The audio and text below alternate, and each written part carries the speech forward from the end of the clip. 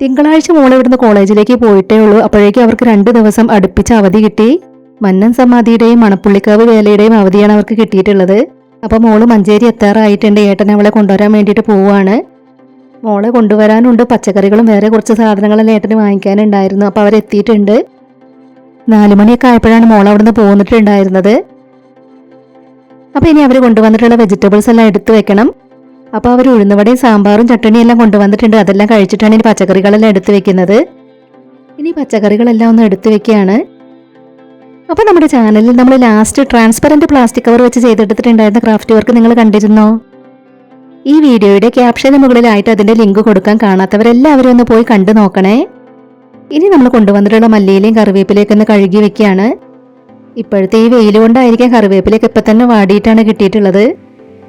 അപ്പോൾ നമ്മൾ അതെല്ലാം കഴുകി ഇനി ഇതിലെ വെള്ളമൊക്കെ പോകാൻ വേണ്ടിയിട്ട് ഈ തുണിയിലൊന്ന് പരത്തി വെക്കുകയാണ്. ഇതിലെ വെള്ളമൊക്കെ പോയിട്ട് വേണം ഇനി ഫ്രിഡ്ജിലേക്ക് വെക്കാൻ. അവർ വന്നപ്പോൾ പച്ചമീൻ കൊണ്ടുവന്നിട്ടുണ്ടായിരുന്നു. ഇനി ഇതും കൂടെ നന്നാക്കി എടുക്കാനുണ്ട്. അപ്പോൾ നമ്മുടെ ഇന്നത്തെ കുഞ്ഞു വീഡിയോ ഇത്രയേ ഉള്ളൂ.